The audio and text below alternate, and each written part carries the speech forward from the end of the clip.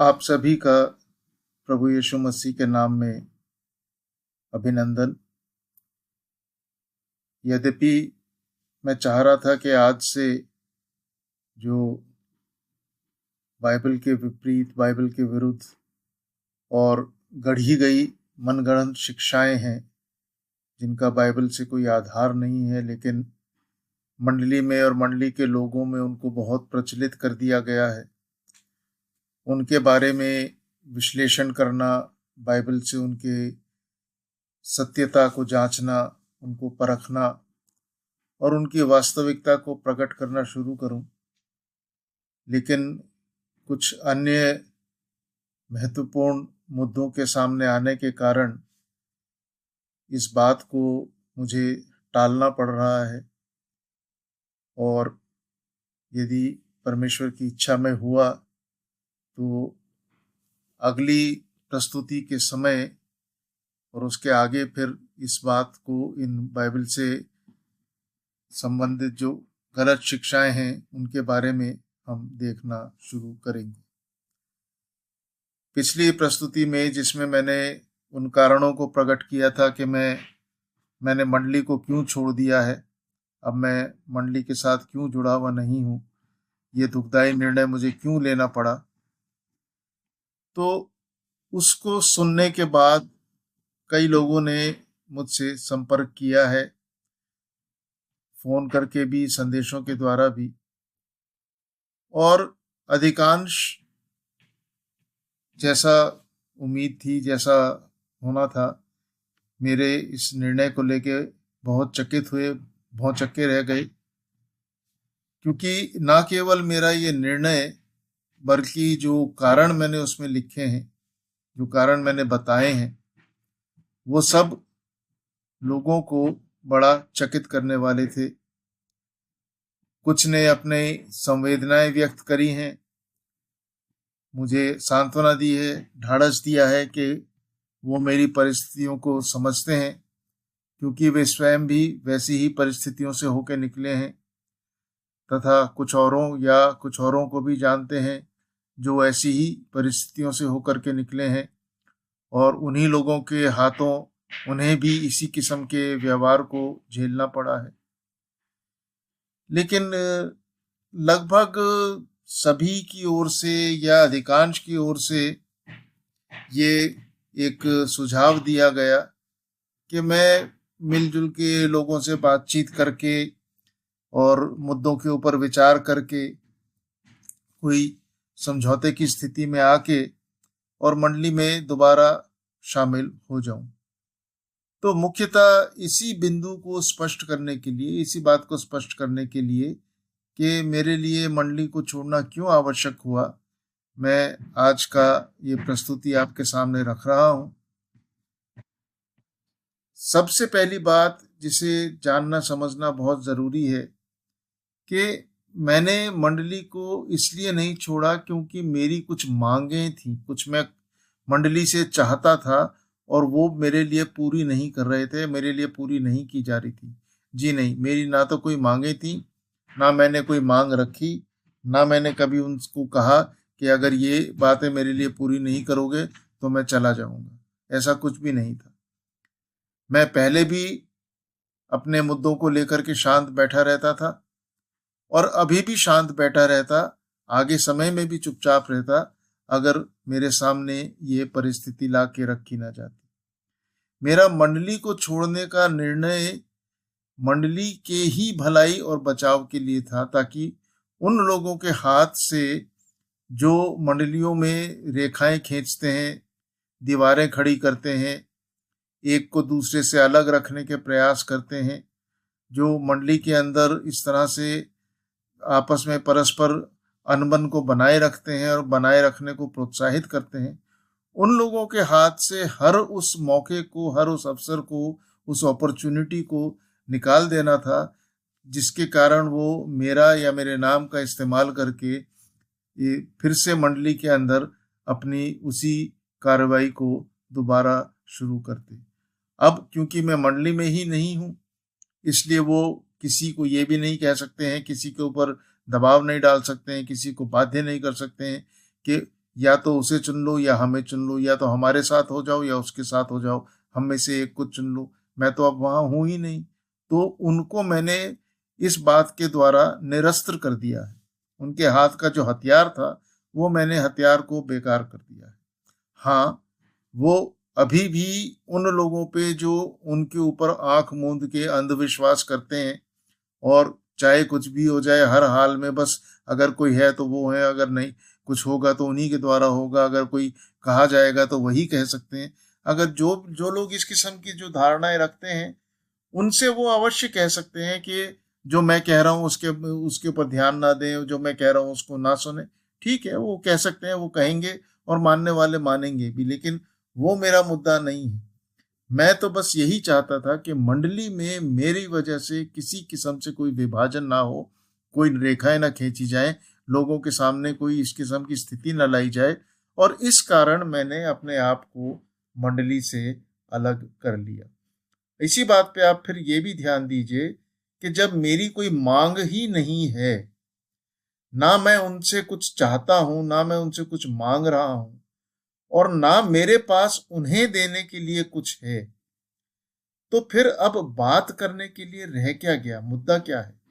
अगर हम कोई कहे बातचीत करके समझौता कर लो, तो किस मुद्दे पे समझौता करें, किस बात का समझौता करें? ना मैं उन्हें कुछ दे सकता हूं, ना मैं उनसे कुछ ले सकता हूं, ना मेरी कोई मांग है, ना कोई और तौर तरीका है, तो फिर बात किस बारे में हो और निर्णय क्या हो? हाँ, अगर ये उम्मीद रखी जाए, लोग ये सोचें या वो लोग ये सोचें कि मुझसे बातचीत करने के बाद मैं उनके द्वारा बाइबल के विरुद्ध, बाइबल की बातों से असंगत, बाइबल से कॉन्ट्राडिक्टरी जो टीचिंग्स हैं, जो बातें हैं, जो अनबिब्लिकल टीचिंग्स और सेइंग्स हैं, जो बातें वो बोलते और बुलवाते रहते हैं, मैं उनके बारे में कहना बंद कर दूंगा, तो क्षमा कीजिए, ये तो नहीं होने पाएगा। वो ही लोग हैं जिन्होंने मेरे अंदर से इस लिहाज को जो मेरा उनके प्रति था, जिसके कारण मैं उतना स्पष्ट रीति से अपनी बात को रख नहीं पाता था, उन्होंने ही इस लिहाज को खत्म किया है, उन्होंने ही इस लिहाज को हटाया है। अब मैं इन सारी बातों से बिल्कुल मुक्त हूँ।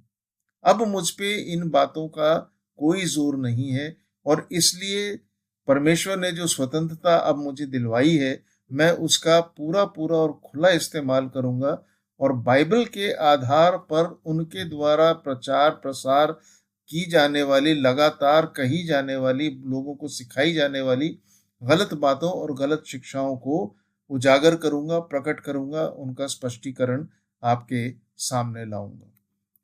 अगर वो ये उम्मीद रखते हैं, क्योंकि उनसे संबंधित कुछ लोगों ने भी मुझसे बात करी कि भाई बातचीत कर लो, तो अगर वो ये उम्मीद रखते हैं कि मैं पहले उनसे व्यक्तिगत रीति से अपनी इन बातों के बारे में जो मैं कह रहा हूँ कि मैं उनका विश्लेषण करके सामने लाऊंगा, अगर पहले मैं उनके साथ इनके बारे में चर्चा कर लूँ, तो उसके बाद फिर आगे कुछ देखा जाए, करा जाए, तो उन्हें इस बात को समझना चाहिए, एहसास करना चाहिए कि सालों से वो खुलेआम अपने आप को लोगों के ऊपर हावी करे हुए हैं। जो जैसा चाहते हैं, बिना किसी और की परवाह या बात करे, वो उस बात को दूसरों के ऊपर लागू करते हैं, थोपते हैं, उनसे मनवाते हैं। जो उनके साथ सहमत नहीं होता है, फिर उसको दूध की मक्खी की तरह निकाल के अलग कर देते हैं। तो अब वे ये क्यों उम्मीद रख रहे हैं कि यदि कोई उनकी बातों को स्पष्ट रीति से खुलेआम लोगों के सामने बोल रहा है, तो वो पहले आके उनके साथ व्यक्तिगत रीति से बात करे, और फिर अगर उचित हुआ तो हम इसको लोगों के सामने रखेंगे या कोई परिवर्तन लाएंगे। जो वो औरों के साथ करते आए हैं, आज उन्हें तैयार होना चाहिए कि उन्हें भी इस बात को झेलना पड़ेगा। अब मेरा एक निवेदन है, कृपया मुझे गलत मत समझिए। यहाँ मैं ये कोई बदला लेने की भावना से नहीं कर रहा हूँ। जी हाँ, मैं फिर आपके सामने दोहराता हूँ, मैं ये बदला लेने के लिए नहीं कर रहा हूँ, वरन मैं परमेश्वर के वचन के आधार पे, परमेश्वर के वचन की शिक्षाओं के अनुसार कर रहा हूँ, क्योंकि परमेश्वर का वचन ये स्पष्ट दिखाता और सिखाता है कि इस किस्म के जितने करेक्शंस हैं, जितने सुधार हैं, वो सब पब्लिकली, सार्वजनिक रीति से सबके सामने किए जाने चाहिए। It is the open teaching of God's word the Bible that such corrections should be done publicly. सालों से वो ना तो किसी व्यक्ति की सुनते आए हैं, ना अगर कुछ लोगों का ग्रुप उनके पास गया उनकी सुनते आए हैं, केवल अपने आप को ही सही ठहराते आए हैं, अपना ही मनमर्जी करते आए हैं, और जो उनके साथ सहमत नहीं हुए उन निकालते चले आए हैं। अब मत्ती 18 अध्याय के 15, 16 और 17 पद में आप देख लीजिएगा। Consider Matthew chapter 18 verse 15, 16 and 17। प्रभु यीशु मसीह ने वहां सिखाया है कि जब मतभेद हो, आपस में तनाव तकरार हो, तो उसके 4 चरण हैं। उसको किस तरह से सेटल किया जाए, how to settle differences. There are 4 stages as the Lord has taught. सबसे पहले व्यक्तिगत रीति से आपस में चर्चा होनी चाहिए, personal discussion, the first stage. दूसरी स्टेज, सेकंड स्टेज, अगर व्यक्तिगत रीति से बात करने से, पर्सनल डिस्कशन से नतीजा नहीं निकलता है, तो कुछ लोगों को, 2-4 लोगों को साथ ले जाओ और उनके साथ मिलके बातचीत करो। That is a group of people should go together and talk things over. तो अब सालों से ये तो चला आ रहा है जिसका कोई नतीजा नहीं निकला है। ये 2 स्टेजेस तो पार हो चुकी हैं, ये 2 स्टेज अभी तक कार्यकारी नहीं हुई। तीसरी स्टेज आती है, यदि लोगों के समूह को भी नहीं माने, if they do not listen to a group of people, tell it to the church. मंडली के सामने, लोगों के सामने बात को लाके खोल के रख दो। ये है वो तीसरी स्टेज जिस पे आज मैं आके खड़ा हूं और जिसका मुझे आज पालन करना पड़ रहा है। और चौथी स्टेज है, अगर वो इस बात को भी, इस यहाँ पे आके भी नहीं समझते हैं, मानते हैं, तो फिर वचन कहता है, प्रभु यीशु मसीह ने कहा है, उन्हें अन्य जाति और अधर्मी जान के उनसे अपने आप को अलग कर लो।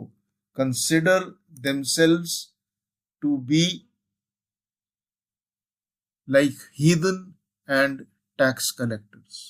Consider themselves to be like heathen and tax collectors.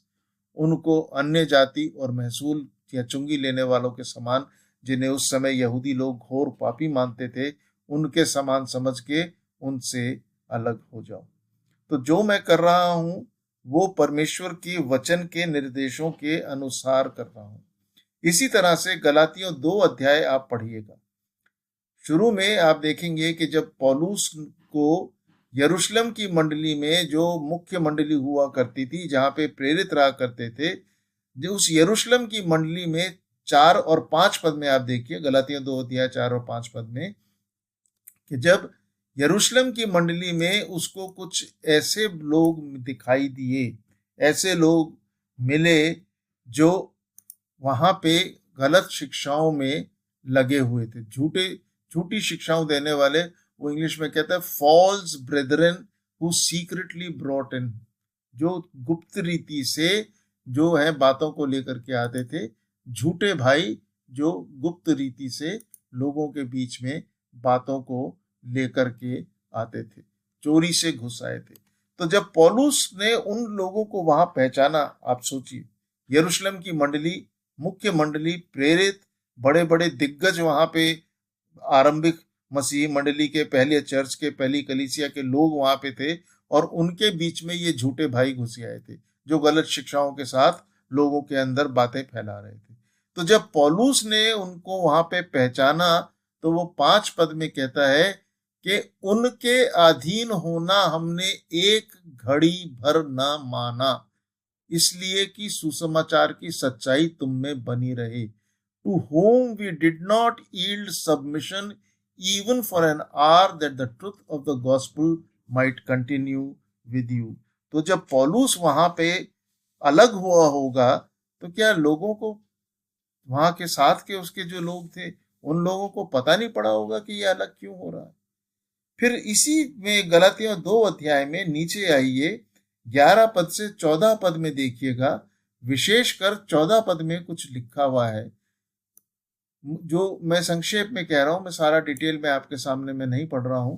गलातियों 2 अध्याय 11 से 14 पद में पतरस पौलुस से मिलने आया है, फिर वहां पे अंताकिया आया है, और वहां पे जब कुछ और भाई यरूशलेम से आए यहूदा की ओर से, तो वो यहाँ पे जब पतरस जो था उसने अपना व्यवहार बदल लिया, वो अन्य जातियों से अलग कट के रहने लग गया, ये दिखाने लग गया कि मैं तो यहूदियों के साथ रहता हूँ, मैं अन्य जातियों के साथ नहीं रहता।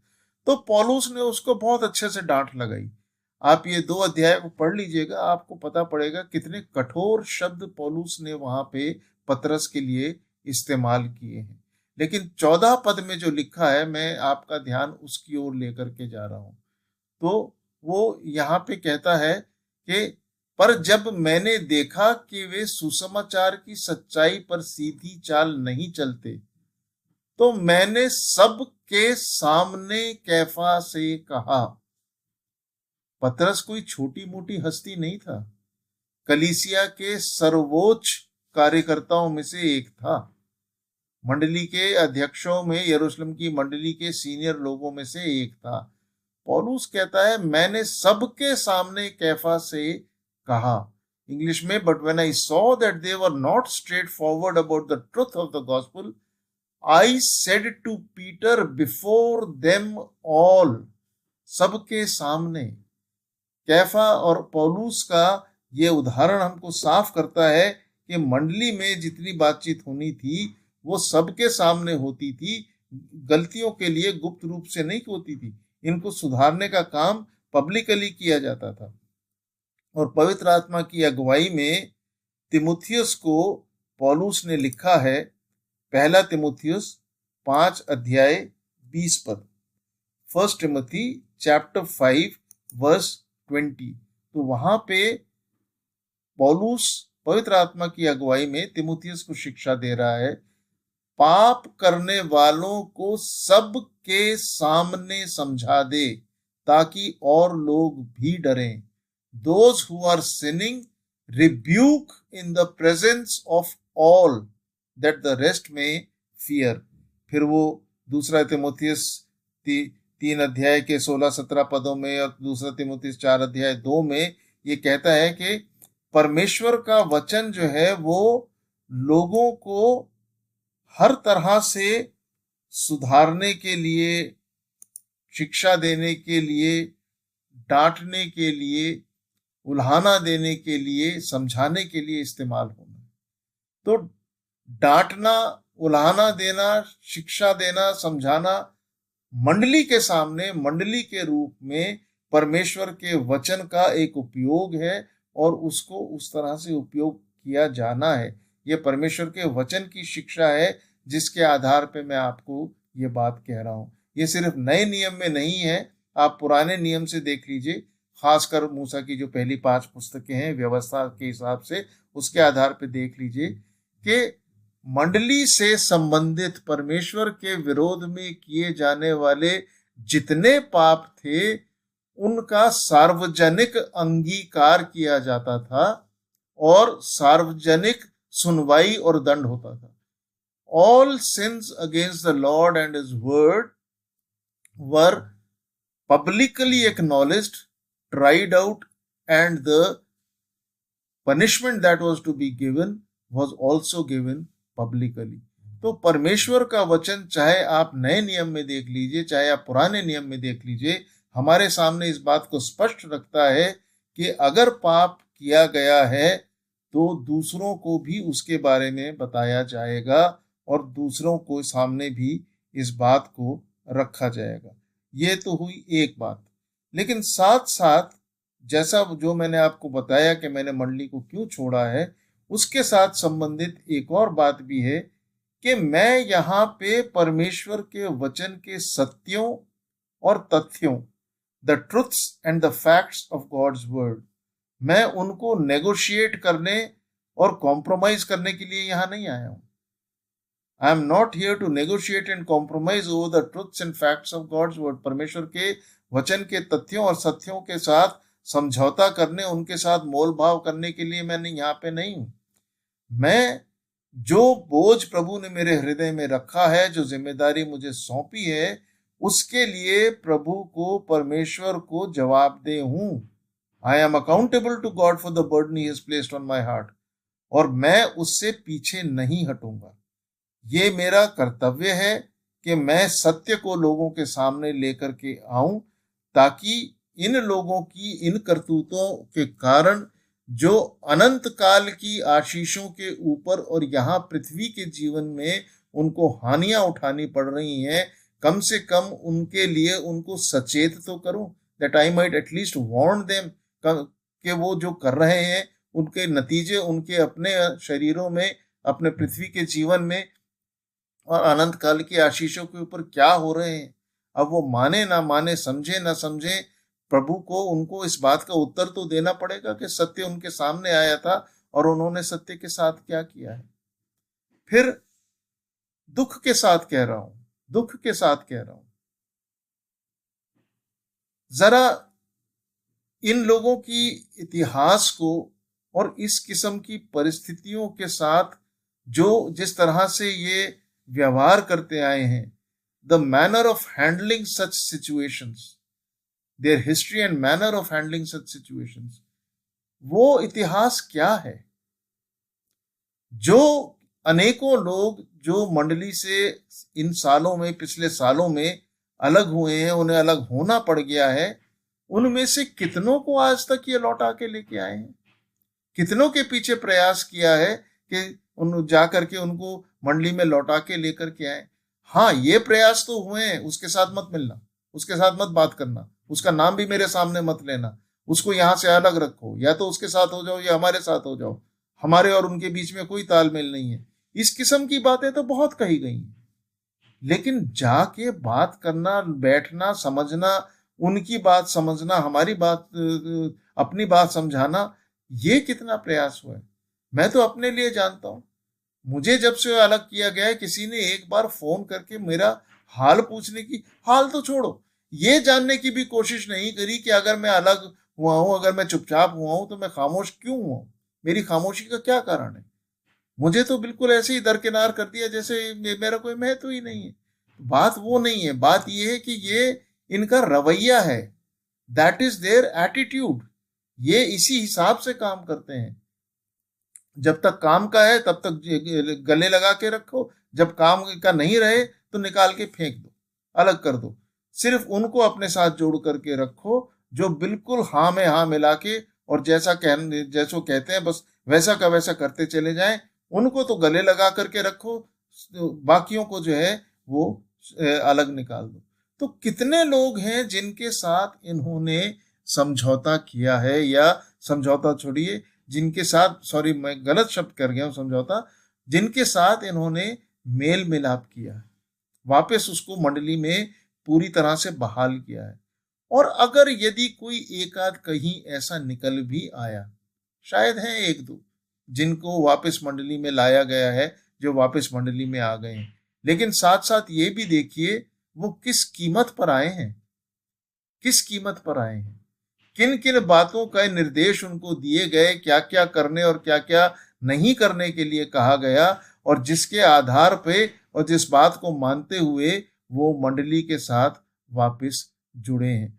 तो इनका उद्देश्य किसी को बहाल करना नहीं है, इनका उद्देश्य हमेशा लोगों के ऊपर हावी होना है, उनको अपनी अधीनता में बना करके रखना है।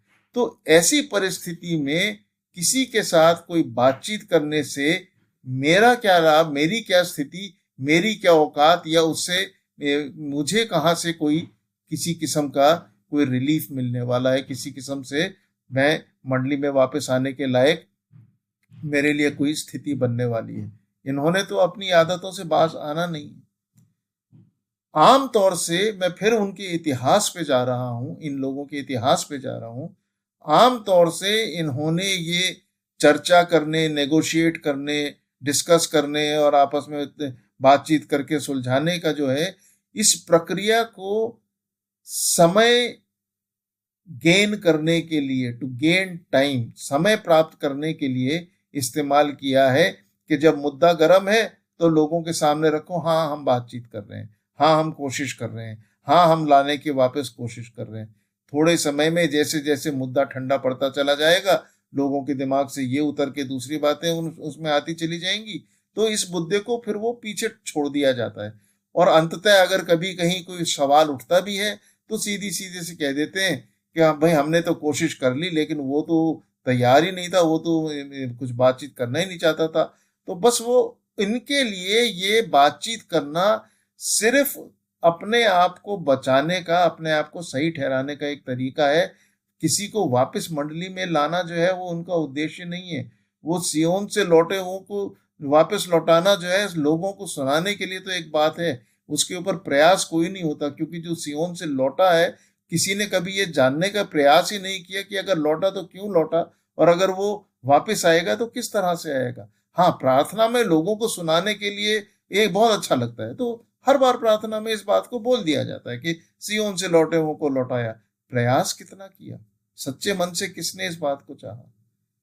अब जब मेरे पास ना तो उनसे कोई मांग है, ना मेरे पास कुछ है कि मैं उसे दूं, तो मेरे साथ ये ड्रामा करने का उनके पास कोई आधार नहीं है।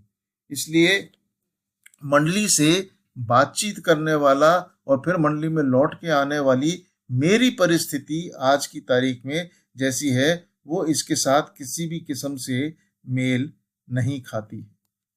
एक और बात, बड़ी दुखदाई बात है, ये भी बड़ी दुखदाई बात है। पता नहीं आप लोगों में से कितनों ने इस बात को सुना होगा। यही रिकंसिलिएशन एंड रिस्टोरेशन, मेल मिलाप और फिर से बहाली के बारे में ये कहा जाता है, कुछ लोगों के लिए सुनने में आया है कि ऐसा कहा गया जब उनके लिए प्रयास किए गए वापस बहाली का, रिकंसिलिएशन का, रेस्टोरेशन का जो है प्रयास किया गया, तो थोड़े समय प्रयास करने के बाद जब बातें थोड़ी सी ठंडी पड़ी, कुछ ऐसा लगा कि हाँ मेल मिलाप किसी सिचुएशन बन गई है, लेकिन फिर भी वो दूरियां बनी रही, वो अलगाव बना रहा। वो जैसा वास्तव में बहाली होनी चाहिए, एक्चुअल रेस्टोरेशन, वो कभी नहीं हुआ। उसके बारे में अगर कभी किसी ने पूछा तो सुनने में यही आया है कि ये कहा जाता था कि we have companionship but no fellowship. सुनिए, बात को ध्यान दीजिए क्या कहते हैं। हमारी संगति तो है लेकिन सहभागिता नहीं है। मतलब बाइबल में क्या कहीं ऐसी कोई बात लिखी है? आप संगति में रहेंगे, परमेश्वर के बचाए हुए लोगों के संगति में रहेंगे, परमेश्वर के परिवार की संगति में रहेंगे, लेकिन सहभागिता नहीं रखेंगे। अगर इन्होंने ऐसा कहा है तो क्या ये बाइबल के अनुसार खरी बात है, सच है? ये या इससे मिलती जुलती या ऐसी इसी के अर्थ वाली अगर कोई बात कही है तो कहीं बाइबल से इसको सही ठहरा सकते हैं? क्या परमेश्वर का वचन इस बात को सिखाता है आप संगति रखो, सहभागिता में मत रहो? मेल मिलाप में आपने संगति वापस कर ली, सहभागिता की जरूरत नहीं है। You can be reconciled by having companionship but there is no need for fellowship. क्या बाइबल इस बात की इजाजत देती है? क्या उनके अपने जीवन के आधार के ऊपर अगर प्रभु उनसे यही बात कहे तो वो इसको सुनने सहने पाएंगे? क्या खलबली मचेगी उनके जीवनों में अगर प्रभु उनसे कह दे कि मेरे साथ तुम्हारी संगति तो है, सहभागिता कोई नहीं है? क्या होगा उनका, क्या कहेंगे? लेकिन जो ये इतना, मतलब जिस रीति से कहा जाता है ना, जैसा ड्रामा सा बना करके कहा जाता है, होंठ हिला के, आंखें बना के, उंगलियां मटका के, जो जिस तरह से वो ड्रामेबाजी के साथ ये सारा प्रचार किया जाता है कि हमें लोगों से प्रेम दिखाना चाहिए, क्षमा करनी चाहिए, मेल मिलाप करना चाहिए, एक मनता में एकता के साथ रहना चाहिए, क्या उसका कहीं पालन इनके जीवनों में दिखाई देता है? औरों को तो वचन का पालन करने के ताने मारे जाते हैं, अपने ऊपर कभी इस बात को सोचा है कि क्या मैं इस बात को कर रहा हूं? इलोक्वेंस एक इंग्लिश का शब्द है, हिंदी में जिसको कहते हैं वाक्पटुता, यानी शब्दों को बड़े अच्छे तरीके से एक ऐसे चमका के संवार के ऐसे अद्भुत तरीके से प्रस्तुत करना कि वो लोगों को आकर्षित करे उन शब्दों के द्वारा, लोग बहुत प्रभावित हो जाएं। तो ये इलोक्वेंस, ये वाक पटुता तो बहुत देखने सुनने को मिलती है, लेकिन कार्यवाही कहाँ देखने सुनने को मिलती है? कार्यवाही कहाँ है? उसके अनुसार क्या काम होता है? अगर आप ये सोचें, जब मैं इस बात के ऊपर विचार कर रहा था, मैं प्रभु से पूछ रहा था, प्रभु कुछ ऐसा है भी बाइबल में? संगति तो है लेकिन सहभागिता नहीं है। प्रभु ने कहा हाँ है, कुछ है उदाहरण, लेकिन अगर उसके हिसाब से चलना है तो फिर सोच लो। तो प्रभु ने मेरे सामने कुछ उदाहरण रखे हैं, मैं आपके सामने दिखाता हूं। Examples of companionship but no fellowship. ऐसे उदाहरण जहां संगति तो थी, सहभागिता नहीं थी। केन की अपने भाई हाबिल के साथ संगति थी, सहभागिता नहीं थी। Cain had fellowship with Abel, not companionship with Abel, not fellowship, और उसने उसको मार डाला। उसी तरह से Esau had companionship but not fellowship with Jacob. Esau की भी याकूब के साथ संगति तो थी, सहभागिता नहीं थी। यूसुफ के भाइयों की यूसुफ के साथ संगति तो थी, सहभागिता नहीं थी। Joseph's brother had companionship with Joseph but not fellowship with him. प्रभु यीशु मसीह ने जो प्रोडिगल सन का, जो उड़ाऊ पुत्र का जो दृष्टांत दिया है, उसमें जो बड़ा भाई था उसकी छोटे भाई के साथ संगति थी, सहभागिता नहीं थी। और भी हैं उदाहरण, लेकिन ये पर्याप्त है ये दिखाने के लिए कि जो ये दावा संगति और सहभागिता का करते हैं, उनकी वास्तविकता क्या होती है। क्या ये लोग इस बात को समझते हैं? क्या ये इसी श्रेणी के लोग हैं जो इस तरह से संगति तो है लेकिन सहभागिता नहीं है कह करके लोगों को शब्दों के जाल में तो उलझा देते हैं, लेकिन वास्तव में उनके मन की दशा क्या है? जो मंडली छोड़ने के जो प्रतिक्रियाएं मेरे पास आई हैं, उनमें से कुछ एक लोग ऐसे थे जिन्होंने कहा कि भाई हम जानते हैं, हम मानते हैं, हमें एहसास है कि सही क्या है और गलत क्या है, क्या सही किया गया, क्या गलत किया गया, क्या किया जाना चाहिए था, क्या नहीं किया जाना चाहिए था। लेकिन क्या करें, अगर हम खुले खुले आपके साथ आएंगे या आपके बारे में बात करेंगे, आपके साथ सहमति दिखाएंगे, तो कुछ प्रतिक्रियाएं हम पे भी आ सकती हैं। तो इस बात का ध्यान रखते हुए हम बात को समझते तो हैं, लेकिन उन प्रतिक्रियाओं के कारण हमारी मजबूरी है, हम खुले खुले आपके सामने नहीं आ सकते। हम सबको इस बात का ध्यान करना चाहिए, हमें प्रभु यीशु मसीह ने उद्धार दिया है, किसी मनुष्य ने उद्धार नहीं दिया है। हम प्रभु यीशु मसीह के परिवार, उसकी मंडली, उसकी देह, उसकी दुल्हन के अंग बनाए गए हैं, उसके परिवार में सम्मिलित किए गए हैं। किसी मनुष्य के परिवार के या किसी मनुष्य की मंडली के अंग नहीं बनाए गए हैं। हमें कोई भी प्रभु की कलीसिया से, प्रभु की मंडली से किसी भी रीति से अलग नहीं कर सकता है। कोई और तो क्या, अगर हम अलग होना चाहें तो हम अपने आप को अलग नहीं कर सकते। प्रभु ने एक बार जिसको अपनी मंडली के साथ जोड़ लिया, अपनी देह के साथ जोड़ लिया, अनंत काल के लिए उसे अपने साथ जोड़ दिया। हाँ, हद से हद अगर कोई करना चाहे तो अपने एक समूह से या अपने नाम से जाने वाले किसी समुदाय से, किसी ग्रुप से अलग कर सकता है। प्रभु से हमको कोई अलग नहीं कर सकता। और अगर मनुष्यों के किसी ग्रुप से, किसी समुदाय से, मनुष्य के नाम पे जाने वाली किसी मंडली से अलग कर भी देता है तो उसका कोई फर्क है ही नहीं। इट इज इनकॉन्सिक्वेंशियल, उसका कोई नतीजा, कोई फर्क है ही नहीं, क्योंकि प्रभु ने हमें आत्मिक वरदान दिए हैं, प्रभु ने हमें योग्यताएं दी हैं, प्रभु ने हमें सेवकाई दी है, और वो हमें जहां चाहे, जब चाहे, जिस सेवकाई के लिए चाहे हमारा इस्तेमाल कर सकता है, और कोई उसमें किसी भी किस्म से बाधा नहीं डाल सकता। जब प्रभु हमसे काम करवाएगा तो मनुष्य उसमें बाधा नहीं बन सकता।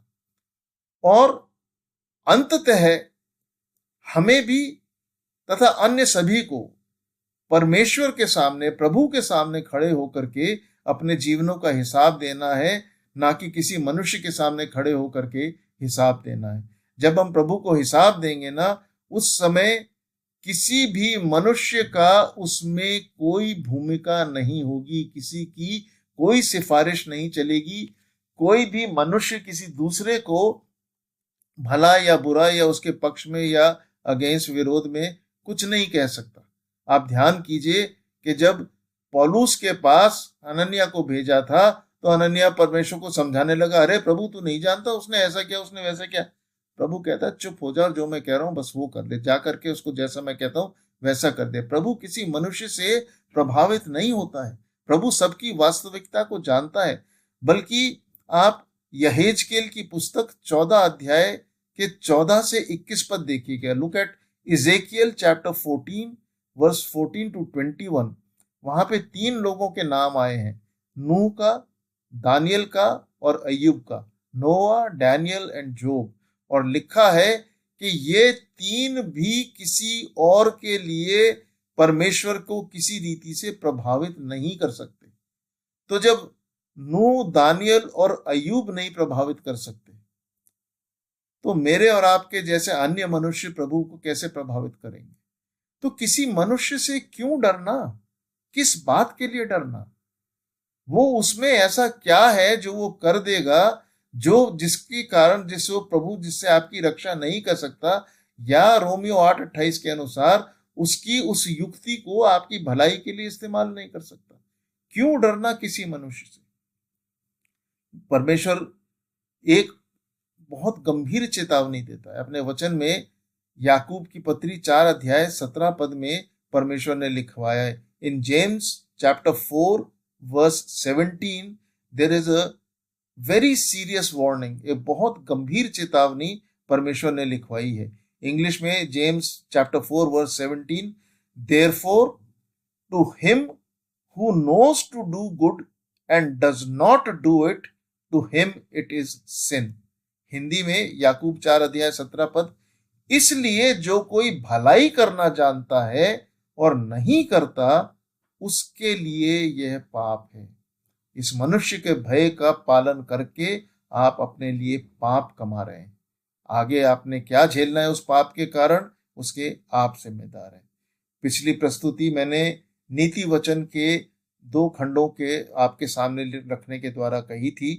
नीति वचन 6 अध्याय 16 से 19 पद और 29 अध्याय 25 पद में एक बार फिर आपको उनके सामने पढ़ता हूं और इसके बाद 2 जगह से और आपके सामने रखूंगा। तो यहाँ पे लिखा हुआ है नीति वचन के 6 अध्याय के 16, 17, 18 और 19 पद।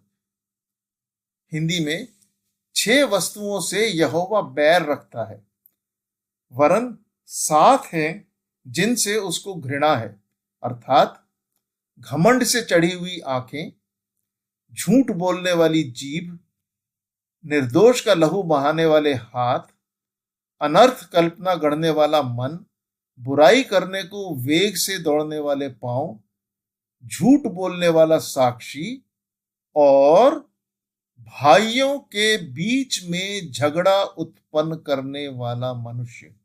इनसे परमेश्वर बैर रखता है, उसको घृणा है। इंग्लिश में मैं पढ़ देता हूं। Proverbs chapter 6 verse 16 to 19।